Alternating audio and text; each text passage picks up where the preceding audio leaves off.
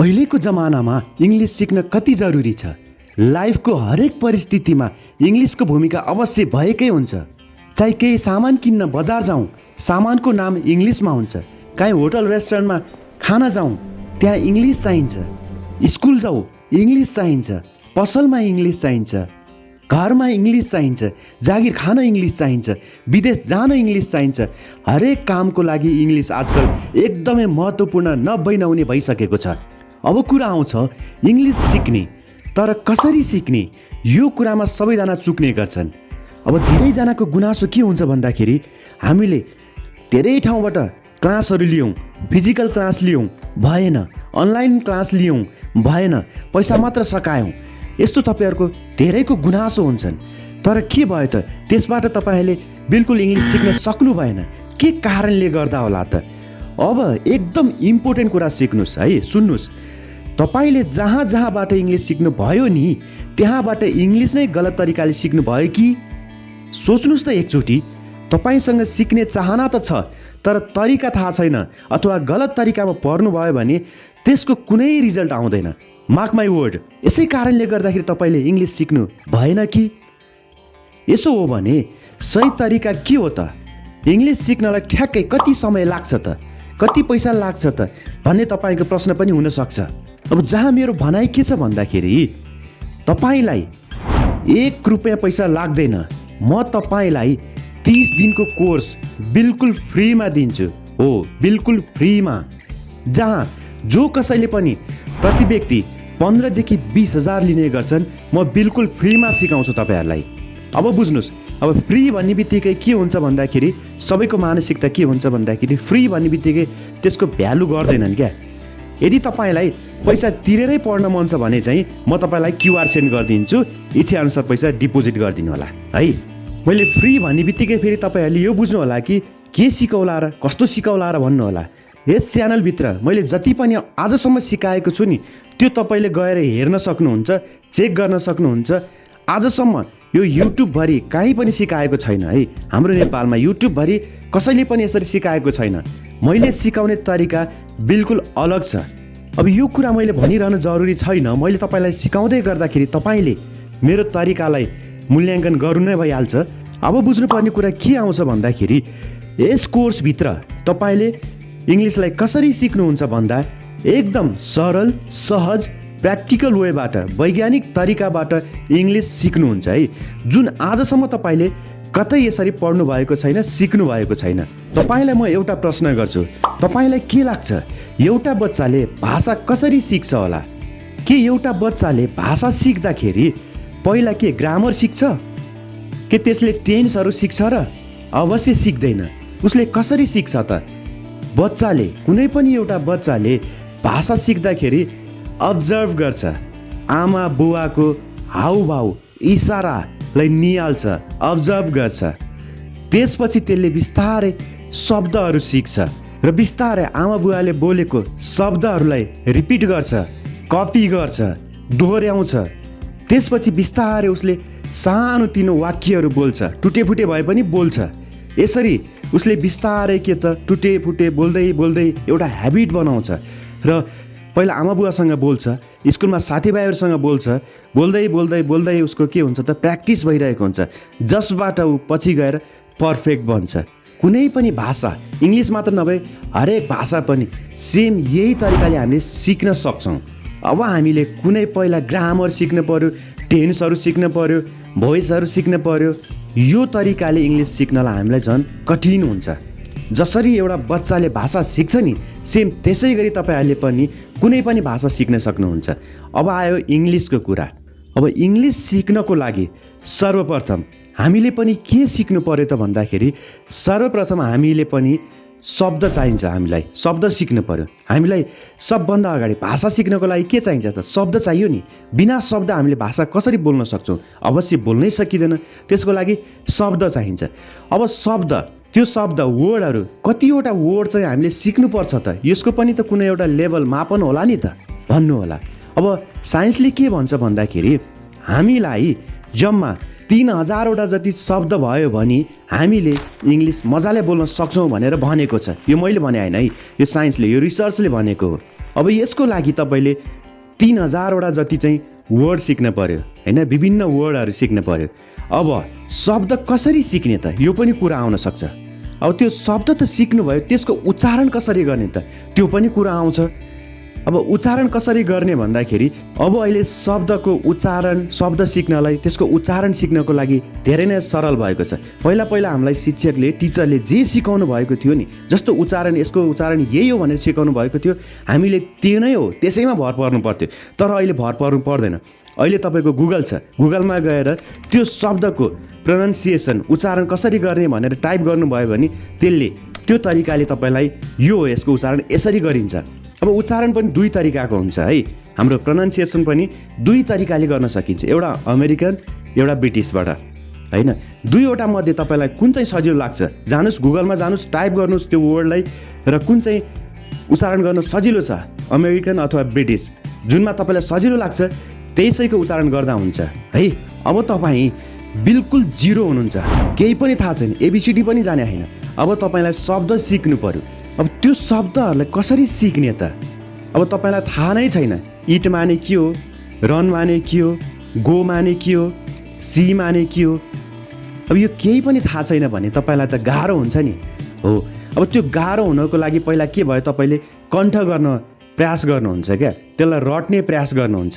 It माने खानु, it माने खानु, इट माने खानु भनेर यसरी तपाईँले बारम्बार रिपिट गरेर आफ्नो दिमागमा घुसाउने प्रयास गर्नुहुन्छ। तर यो पनि बिल्कुल गलत तरिका हो। अब हामीले कुनै पनि शब्दलाई कसरी चाहिँ हाम्रो दिमागमा लङ टर्म मेमोरीमा राख्न सक्छौँ त, यो कुरा आउँछ। अब यसको लागि म तपाईँलाई एउटा उपाय भन्छु, एउटा तरिका भन्छु। यो तरिकाले तपाईँहरूले दिनको 10वटा, 20वटा, 30वटा, 40वटा कतिवटा सक्नुहुन्छ, त्यो तरिकाले तपाईँको दिमागमा त्यो शब्दहरूलाई त्यहाँ राख्न सक्नुहुन्छ र चाहेको बेलामा निकाल्न सक्नुहुन्छ, रिकल गर्न सक्नुहुन्छ। अब कसरी सम्भव छ त यो त तपाईँले रटेर कुनै हालतमा सम्भव हुँदैन।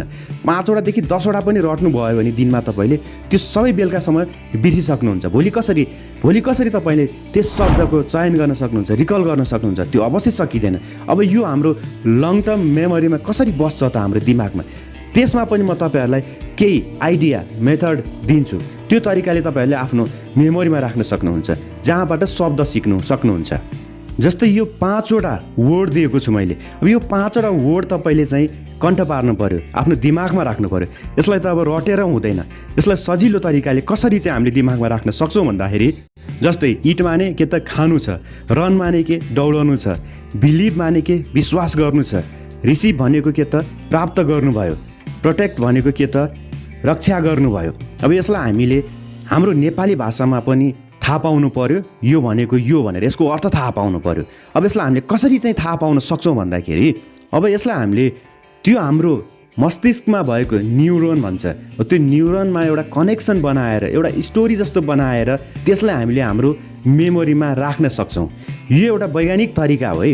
हाम्रो जति पनि मेमोरी किङहरू छन् नि, उनीहरूले 1000वटा 2000वटा शब्दहरू पनि के त कण्ठ पार्न सक्छन्। कसरी भन्दाखेरि, उनीहरूले जति पनि विश्वभरिका मेमोरी किङहरू छन्, उनीहरूले याद गर्नको लागि केही टेक्निकहरू, तरिकाहरू अपनाउँछन्, जसले गर्दा हजारौँ कुराहरू उनीहरूले मजाले याद गर्न सक्छन् लामो समयसम्म हो। केही तरिकामध्ये एउटा तरिका म तपाईँहरूलाई सेयर गर्छु, जसको माध्यमबाट तपाईँहरूले हजारौँ वर्डहरूलाई सजिलै याद गर्न सक्नुहुन्छ। जस्तै यो 5वटा वर्डहरूलाई एउटा स्टोरी जस्तो क्रिएट गरेर याद गर्न सक्छौँ। यी वर्डहरूलाई यस्तै मिल्दोजुल्दो कुरासँग गाँसेर सम्बन्ध बनाएर ती वर्डहरूलाई सजिलै याद गर्न सक्छौँ। जस्तै इट मिन्स खानु, यो इट भन्ने शब्दसँग मिल्दोजुल्दो कुनै एउटा वस्तु भनेको इट छ भने अब यी दुई बीच कनेक्सन बनाएर हाम्रो दिमागमा सजिलै मेमोरीमा राख्न सक्छौँ। जस्तै उसले इट खान्छ, अब यहाँ यो इटलाई इट बुझौँ र खान्छ यो भनेको खानु हो भन्ने बुझौँ। यसरी कनेक्सन बनाउने सुन्दा फन्नी लाग्न सक्छ, तर यसरी चाहिँ हामीलाई छिटो हाम्रो मेमोरीमा लङ टाइमसम्म राख्न सक्छौँ। अब तपाईँले यो इट मिन्स खानु भन्ने शब्द कहिल्यै बिर्सनु हुँदैन। इट भन्ने बित्तिकै तपाईँले के सम्झनुहुन्छ, उसले इट खान्छ भन्ने स्टोरीको इमेजिन गर्नुहुन्छ हो। यो तरिकाले हामीले हाम्रो दिमागमा मेमोरीमा राख्न सक्छौँ क्या, लङ समयसम्म है। हामीले चाहिँ जतिखेर मन लाग्यो त्यतिखेर त्यो याद गर्न सक्छौँ हो। यो तरिका, यो एउटा तरिका हो कनेक्सन बनाएर हो। त्यसै गरी रन, दौडनु, अब यसलाई हामीले कसरी कनेक्सन बनाएर गर्न सक्छौँ भन्दाखेरि, ऊ रनक रनक रन्केर पसलतिर दौडिरहेको छ भनेर यो भन्यो भने अब यहाँ के त रनक यहाँ छ नि, यो रन माने के त दौडाउनु। यसरी हामीले हाम्रो मेमोरीमा फिट गर्न सक्यौँ क्या। त्यसै गरी बिलिभ, अब यहाँ हामीले अर्कै तरिका अपनाउन सक्छौँ। हेर्नुहोस्, बिलिभ माने के त विश्वास गर्नु। अब यहाँ बिली प्लस भ, बिलिभ, यहाँ दुईवटा वर्ड छ नि, बिली प्लस भ। अब यसलाई हामीले दुईवटालाई टुक्रा गरिदियौँ। जस्तै बिल्लीले भरतको घरको सबै दुध खाएको विश्वास गर्यो। बिल्लीले भरतको घरको सबै दुध खाएको विश्वास गर्यो। अब यहाँ हेर्नुहोस् दुईवटा शब्द, बिल्ली प्लस अर्कोमा भ छ नि, बिलिभ। बिलिभ माने के? विश्वास गर्नु। यसरी हामीले हाम्रो मेमोरीमा राख्न सक्छौँ क्या, छाप छोड्न सक्छौँ है। यो तरिका एकदम सहज सरल वैज्ञानिक तरिका हो है। त्यसै गरी रिसिभ छ नि, रिसिभ प्लस भ, दुईवटा शब्द छ। अब यसलाई हामीले यो कुनै एउटा स्टोरी बनाऊ। जस्तै ऋषिकोमा भरत गएर केही पैसा प्राप्त गर्यो। ऋषिकोमा भरत गएर केही पैसा प्राप्त गर्यो, यानि कि रिसिभ माने प्राप्त गर्नु। यसरी हामीले रिकल गर्न सक्छौँ। हामी स्टोरी बनायो भने हामीले चाँडो गर्न सक्छौँ क्या। जस्तै तपाईँलाई एउटा उदाहरण दिन्छु। कुनै एउटा 2 घन्टाको क्लास लिनुभयो र कुनै 2 घन्टाको फिल्म हेर्नुभयो, कुन कुराको सबभन्दा बढी तपाईँलाई याद हुन्छ? पक्कै पनि तपाईँलाई फिल्मकै 2 घन्टा फिल्म पुरै याद हुनसक्छ, तर 2 घन्टाको क्लास तपाईँलाई याद हुँदैन। किन भन्दाखेरि फिल्ममा हाम्रो स्टोरी हुन्छ होइन, हाम्रो इमोसन त्यसमा जोडिएको हुन्छ, फिलिङ्स हुन्छ हाम्रो त्यसमा। त्यसले गर्दाखेरि त्यो हामीले याद गर्न सक्छौँ। त्यही कुरा अप्लाई गर्न सक्छौँ क्या हामीले। यो केही कुरा सिक्नलाई पनि, यो खालि मैले शब्द सिक्नको मात्र होइन, विभिन्न जे कुरा पनि सिक्नको लागि हामीले त्यो मेमोरी टेक्निकहरू हुन्छ, त्यो टेक्निक हामीले अपनाउन सक्छौँ। त्यही टेक्निकलाई मैले यहाँ तपाईँहरूलाई बताएको हुँ, बस यति हो है। अब त्यसै गरी यो प्रोटेक्ट छ नि, अब यसलाई पनि याद गर्नु पर्यो। प्रोटेक्टको अर्थ के त? रक्षा गर्नु। अब यसलाई हामीले कसरी बनाउने भन्दाखेरि प्रोटेक्ट, दुईवटा शब्द बनायौँ हामीले। यसलाई प्रोफेसर टेक्टले आफ्नो 2वटा विद्यार्थीको रक्षा गर्यो। प्रोफेसर टेक्टले आफ्नो 2वटा विद्यार्थीको रक्षा गर्यो, यानि कि प्रो एउटा शब्द आयो, टेक्ट अर्को आयो, यानि कि प्रोटेक्टको अर्थ रक्षा गर्नु। हामीलाई सजिलो भयो नि त हामीलाई रिकल गर्नको लागि हो। यसरी हामीले मेमोरी टेक्निकबाट हामीले के त कुनै पनि कुरालाई याद गर्न सक्छौँ। अब यो मैले तपाईँलाई 5वटाको बनाएर देखाएँ होइन। अब यो 5वटालाई एकैचोटि रिकल गर्नु पऱ्यो, एउटै स्टोरी बनाउनु पऱ्यो भने त्यो तरिकाबाट झन् सजिलो हुन्छ। जस्तै हेर्नुहोस् त, प्रोफेसर टेक्टले आफ्नो 2वटा विद्यार्थीको रक्षा गर्यो जसको नाम ऋषि र भरत थियो। बिल्लीले भरतको घरको सबै दुध खाएको विश्वास गर्यो, त्यसैले ऋषिकोमा भरत गएर केही पैसा प्राप्त गर्यो र भरत रनक रनक रन्केर पसलतिर दौडिरहेको छ। अब उसले पसलमा दुध पाएन भने उसले इँट खान्छ। अब हेर्नुहोस् त, यहाँनिर मैले 5वटै शब्दलाई यहाँनिर एउटा स्टोरीमा जोडिदिएँ। अब यसले गर्दा तपाईँले 5वटा शब्दलाई मजालाई एउटा स्टोरीको मार्फतबाट तपाईँले त्यसको मिनिङ के हो र सजिलै तपाईँले पछि गएर रिकल पनि गर्न सक्नुहुन्छ, मेमोरीमा राख्न सक्नुहुन्छ, लङ टर्मसम्म तपाईँले याद गर्न सक्नुहुन्छ। हो, यो तरिकाले हामीले मेमोरी टेक्निकहरूको प्रयोग गरेर पनि हामीले के त विभिन्न वर्डहरूलाई हामीले याद गर्न सक्छौँ। अब यो त मैले तपाईँहरूलाई बेसिक वर्डहरू देखाएको थिएँ होइन। अब एडभान्स वर्डहरू हुन्छ जुन अलि लामो हुन्छन्, प्रोनाउन्सिएसन गर्न पनि गाह्रो हुन्छ, हो तिनीहरूको पनि तपाईँले आफ्नै तरिकाले आफ्नो कसरी स्टोरी बनाउने, यो त मैले एउटा तपाईँलाई तरिका मात्र सिकाएको। आफ्नो भाषामा, आफ्नो तरिकामा होइन, आफ्नो त्यहाँको मूल्य मान्यता, आफ्नो विश्वासको आधारमा कस्तो खालको स्टोरी तपाईँलाई सुहाउँछ, कस्तो खालको स्टोरी तपाईँलाई याद हुन्छ, हो त्यो तरिकाले तपाईँले बनाएर चाहिँ धेरैभन्दा धेरै वर्डहरू सिक्न सक्नुहुन्छ। यो भयो के त वर्ड सिक्ने तरिका होइन। शब्द त तपाईँले अब सिक्नु भयो नि, मैले तरिका पनि सिकाइदिएँ कसरी सिक्ने भनेर।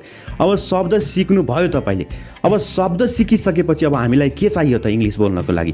हामीलाई पक्कै पनि त्यसलाई अब सेन्टेन्स बनाउन जरुरी छ। सेन्टेन्स चाहियो हामीलाई। अब बुझ्नुहोस्, अब हामीलाई वर्डहरू पनि आइसक्यो। अब यसको उच्चारण कसरी गर्ने, उच्चारण गर्ने तरिका नि मैले तपाईँलाई सिकाइहालेँ, उच्चारण पनि गर्न आयो होइन। अब सेन्टेन्स कसरी बनाउने त? English sentences mostly follow 12 patterns. अब इङ्ग्लिस सेन्टेन्सेस मतलब चाहिँ अब यो अङ्ग्रेजी वाक्यहरू छ नि, यिनीहरूले चाहिँ 12वटा प्याटर्न फलो गर्छ। 12वटा प्याटर्नद्वारा नै वाक्य बन्छ। अब यो 12वटा प्याटर्न तपाईँले जान्नुभयो भने तपाईँले पुरै इङ्ग्लिस सिक्नुहुन्छ क्या, यसमा कुनै डाउट छैन, नो डाउट है। अब यो 12वटा प्याटर्नहरू के हो, यो प्याटर्नहरू कसरी हामीले हाम्रो दैनिक जीवनमा प्रयोग गर्न सक्छौँ, कसरी वाक्य बनाउन सक्छौँ, त्यो सम्पूर्ण कुरा म तपाईँहरूलाई यस कोर्सभित्र सिकाउने छु, देखाउने छु। अब तपाईँले के गर्नु पर्यो भन्दा च्यानल सब्सक्राइब गर्नु पर्यो, जति सक्दो सेयर गर्नुहोला, लाइक गर्नुहोला र एउटा कमेन्ट अवश्य गर्नुहोला। जति धेरै कमेन्ट र भ्युज आउँछ त्यही अनुसारले यसको अर्को भिडियो चाँडो लिएर आउँछु। अनि अर्को भिडियोमा तपाईँले कसरी वाक्य बनाउने, कसरी हामीले वाक्यलाई हाम्रो जीवनमा उतार्ने भन्ने कुरालाई म सिकाउँछु, देखाउँछु। त्यसैले तपाईँ साँच्चीकै फ्रीमा इङ्ग्लिस सिक्न मन छ भने एउटा कमेन्ट चाहिँ गर्नुहोला है, नत्र अर्को भिडियो आउने चान्स कम हुन्छ। I hope you enjoyed this video. Keep watching, keep practicing. See you in the next video. Till then, take care.